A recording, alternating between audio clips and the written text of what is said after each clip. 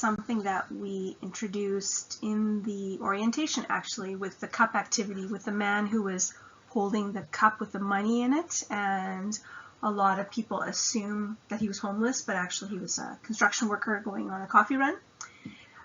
So don't believe everything you think. So if we believe everything we think, can that cause extra problems in our life? Can that put up barriers to prevent us from being everything we can be, reaching our own personal goals? I obviously believe that. Here is a quote from Don Ruiz. The problem with assumptions is that we believe they are the truth. The Cognitive Triad. So the Cognitive Triad, it emphasizes 3 types of thinking that is negative, that can hold us back in life and success. We can be held back when we just let negative views of self just run rough hazard through our brain. So automatic thoughts are something that they just pop. We can't stop them from entering our brain, but it's what we do with those thoughts. So those negative views of ourself, I'm unlovable, I'm ineffective, nobody likes me, I'll never get a job.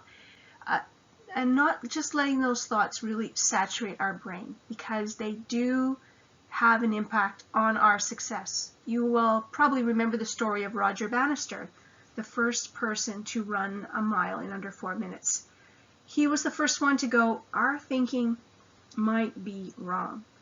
And then he followed up with behaviors, and then actually he was the first one. And then while he had done all kinds of training to get ready, the other runners, they didn't do any training. They just did their regular regimen, and they all the best runners all started running in under 4 minutes. They were being held back by their thinking.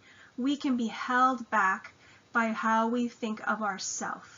And one of the ways that you can do a little test is, the thing I'm thinking about myself right now, you can take a picture of yourself when you were 5 years old or 3 years old and go, would I say that thing to that child in the picture? And that's a good way of screening out the thinking that really holds us back. Okay, so that's the self. The next category is how we think about the future. Nothing's going to work out. I'll never get a job. This is going to happen. This is going to happen. When we have that type of negative thinking, it can really hold us back. It can prevent us from taking the next step in front of us, whatever's needed. So it's another area where we really need to have a gate to those thoughts. They come, you say this far, no further. And the world. Our negative views of the world can really hold us back. For example, we can say the world is hostile. I know 2 kinds of people in my life. Like, there's some people on the extreme. So on one extreme, I know people who believe a stranger is just a friend I haven't met yet. And you can imagine the kind of interactions that he has throughout his life with that kind of mindset. A stranger is just a friend I haven't met yet. And of course, not everybody's friendly, but when you have that mindset, it just opens doors.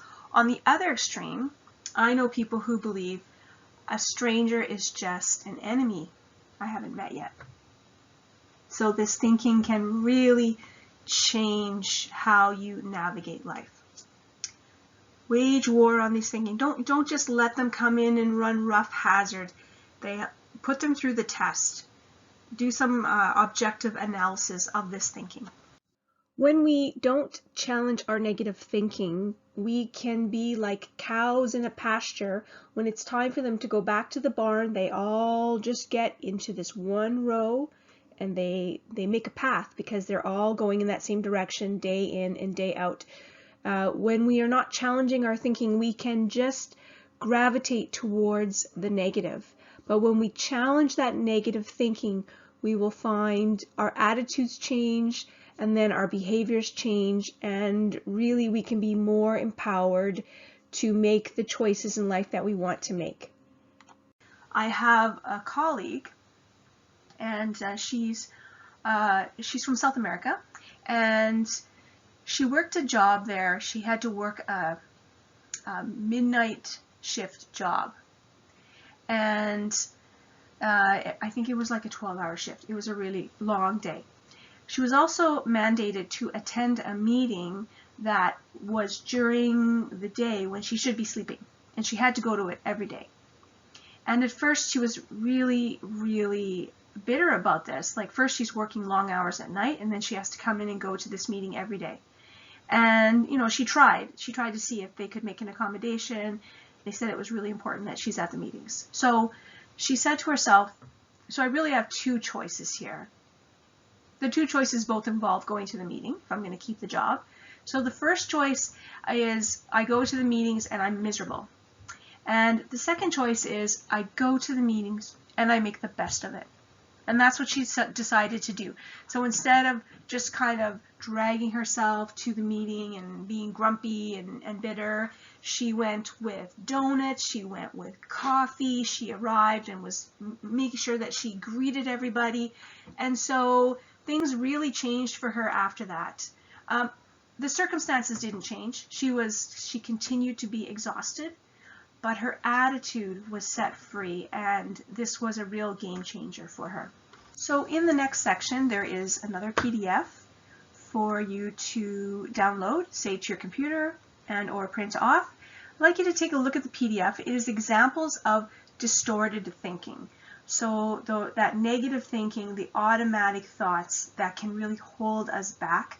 So please scan that document, and in the comment section, please share what you think about that. You could share an example of something that you know you need to work on. You could give examples. Just let us know what you're thinking about as you are looking at that document.